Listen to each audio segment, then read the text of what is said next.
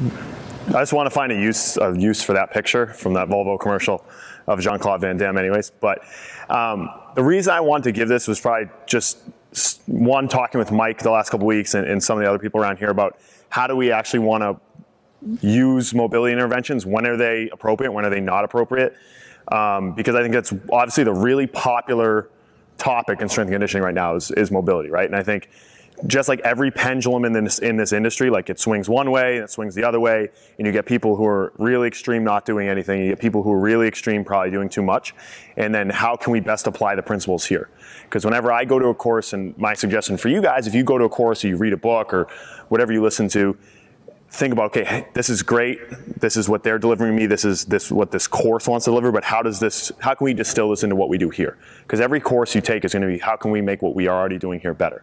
And I go back to the Ron Hruska quote when we went to PRI, because after PRI there was a big, okay, let's focus on all the breathing stuff, left side, right side, and trying to figure out how to fit it in. And Ron said, take the program you already know and love and believe in and try to make it better using the principles that we have. So thinking about mobility, I think some of the misconceptions and things you see on the internet, as in everything in this industry, it always becomes too extreme, right? Like yoga people over back bending, or people cranking their hip way into different positions, or like the over-the-top muscle tempering with the 200-pound foam roller, right?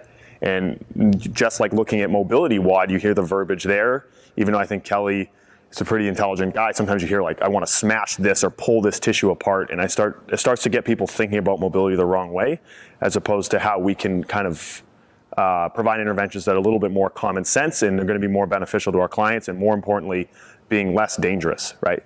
Because if we're trying to stretch someone to get them more mobile and they get hurt in the process, then we completely screwed up the reason why we're doing it in the first place, right? Because typically our mobility interventions are to keep people healthier. The one thing we continue to want to keep in mind is the main principle we use whenever we're thinking about how to prescribe exercise and how to coach exercises, right? We should all be familiar with the joint-by-joint approach, right? Correct? And that's still going to be the principle that we stand by. And you realize principles are principles because we believe in them and we consistently want to adhere to them when we're coaching exercises, right? And I understand from a medical standpoint, sometimes you could say, okay, what if a lumbar joint needs to move more? Or what if a knee needs to be more mobile? Well, that's when you're a physical therapist or a doctor or an orthopedic and you have that doctor hat on. And as far as I know, everybody here doesn't have that hat, right?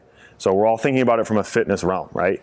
And I like the quote, and I'm assuming this was Mike, not Gray. I don't know who actually wrote this one because I got it from the article. But it says, a body is just a stack of joints. Each joint or series of joints has a specific function and is prone to predictable levels of dysfunction. And whenever we give a mobility intervention, it's because that joint, whether it's maybe thoracic spine or ankle and dorsiflexion or overhead shoulder mobility, it's because that joint is prone to being stiff in the majority of people that come to see us. If you think about 80-20, you think about our adult population, the people we saw in here this morning, 80% of those people probably have poor T-spine movement, poor dorsiflexion, poor hip mobility, poor glenohumeral mobility. So that's why we focus on those core things for everyone that comes in here. Also realize that more isn't always better, right? We have deliberate tendinous and ligamentous and bony constraints that keep us to certain ranges of motion. And I think sometimes we get very, very caught up in thinking, okay, we always want to get more mobility, more mobility. It's the same trap that strength people fall into and think, okay, we always need to load it more, right? People from a classic powerlifting background, every answer is what, Bigelow? Load it, right? Always. So I think we can fall in the same trap on the other end of the spectrum with mobility. So I took this from the PRI manual, and I remember them giving this to us and saying, okay, these are what we consider safe functional ranges to try to stay inside of. So for femoral acetabular joint, 100 degrees of hip flexion, 20 degrees of extension of the hip, 45 degrees of abduction out, 30 degrees of adduction, internal rotation 40 and external rotation 60. And if you think about a client, those are all really big ranges of motion. I can't think of many people here, especially that have 40 degrees of IR, besides maybe a young teenage girl who's really hypermobile, and ER of 60. That's pretty big ranges of motion, right? So I think if you think on a realistic basis, most of our clients are going to be well beneath this, but most of them are fairly functional if you see ones that are healthy and they move around in here. So it's important to kind of think, again, we're creating a temporary neurological window. When we foam roll and breathe, you get the nervous system to relax, right? You get you go from a more sympathetic state to a parasympathetic state, and that tissue tone goes down. And now we're putting them in a better position to go do active stretching and active mobility work after that, right? Because these things are better aligned, and the link tension relationships at the muscles and at the joints are better, right? So I think a pretty safe and easy default always is just to start with breathing work and coaching better alignment, because that's where all these other muscles are going to connect to it. They either connect to your rib cage and your thorax, or they can somehow connect to your pelvis, all right? Mobility principles. That's a joke. It's Mr. Belding. So you guys, no one watched Saved by the Bell here? Tough crowd. Okay, so some things you want to focus on when we stretch, okay? I think the number one thing we can do better here is how we actively coach our stretching, as opposed to sometimes adding in new stretching.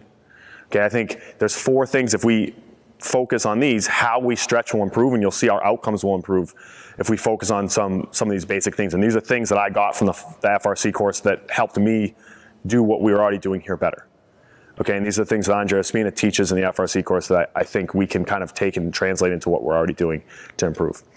Number 1, if they're not breathing and actively breathing like we coach the PRI drills, we're not going to get the most that we can out of the stretches. If people are holding their breath, or they're just kind of mindlessly sitting in it and not thinking about long sustained exhale, bringing some tension here, then our body's going to be less responsive to that change in stretch tolerance. Because when we're sitting in a stretch, our nervous system is constantly thinking, okay, can I let that tissue open up more, and will our nervous system be able to control it? And when I took Seth Obrist, I took a breathing course from him, an online course, and I liked this graphic a lot. And he said, when you're sympathetic, when you're in that breath, fight or flight state, you're more sympathetic, disengaged from the environment, low variability, and we have a low ability to self-regulate from a nervous system perspective. But when we're breathing, like the PRI breath that we work on, become more parasympathetic, and we become more adaptable. And from a nervous system standpoint, that means our tissue is going to be more likely to open up, right, and allow better joint positions through breathing. So that can be as simple as with your adult group, even though, yeah, we talk when we foam roll, when we get into stretching, be like, all right, guys, I want everyone to really focus on your breath right now. While we're doing that flow and we're sitting in the group in the circle, sitting and being like, all right, everybody focus. I want 5 big breaths. And you doing it with them, instead of you just telling them to breathe, you as the coach going through the breath, because then for them it's not weird because you're doing it. It's weird if they're not doing it because everyone else in the group is doing it, right? And you kind of lead the breathing portion of it, and that just creates a little bit more mindfulness and intense and adaptability in the stretch position as it is. Okay, so starting with that I think is very fundamental. Also, I think and then from there, the big thing you need to realize is the program in itself, if they're moving well, it can be very corrective, right? I think the SAID principle, right? Specific adaptation and imposed demand. If you're consistently squatting well to depth, doesn't have to be Pavel deep, it's like down to there at the 12-inch box, or you're doing a full range push-up or a full range row with the rotation. You're getting internal, external rotation, you're getting hip mobility here, you're getting ankle mobility down the bottom. For functionality for the majority of people that come here, if you're coaching them really well, that's going to get them what we want, right? And that's kind of the standard we're going to grade on from a training perspective here. So I think from your mobility interventions, consistently coaching the strength training really well, I've seen people move a lot better over time just by doing that, and then just doing our normal interventions here. So again, things that we can do to get better immediately at MBSC from a mobility standpoint. Coach mobility drills we're currently doing a lot better. I think having intent in each position and not letting it be a mindless 10 minutes while we go through the flow, and really having the athletes and adults think, okay, I need to actually try to pull myself in. Make a thorough intake and differential diagnosis. Is it a stability problem or mobility problem? Okay. Most people here who have back issues have very poor motor control and very poor stability on the front side, and we don't want to continue to drive them into extension or flexion or rotation when they can't even control this alignment from here to here. And that's why starting with breathing and teaching them to use their obliques and their deep abdominals tends to be very, very beneficial in getting people out of back pain, because we might think it's a mobility issue, but most often it's just because they can't control this position, right? And then again, understand, how can you understand if it's mobility or stability? Did you look at passive versus active, loaded versus unloaded? And that's kind of how things are broken down in the SFMA to help you make decisions. And again, I would be happy to go through some of those breakouts with you guys so you're better at going through assessments and making those decisions.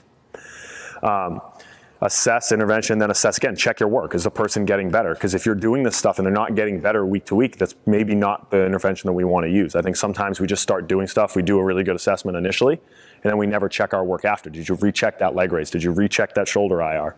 Because if it's not getting better, you have to think, okay, maybe I have to try something else. And it's okay to screw up if you realize you screwed up and just continue to try something else. Okay.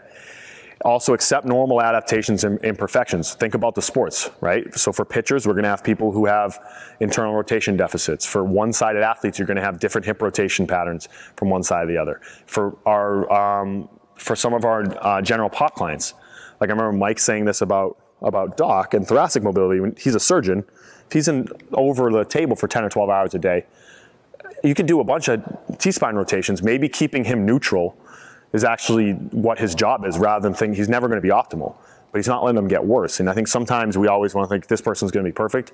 Well, we have them in here for maybe 2-3 hours a week. So being okay with being like, okay, maybe I just keep doing these drills and make sure they're not getting worse, because their lifestyle sometimes, if they sit at a desk 10 hours a day, you could do all the cars and external rotation stretches you want over here, but it's not really going to offset 10 hours at a desk. So you have to just do the best you can with the time that you have. And then more importantly, train in the full ranges of motion so that you can get strength in those ranges of motion. And again, over time, the hips and shoulders and things like that tend to open up when you get better core stability and then you train your joints in full ranges of motion.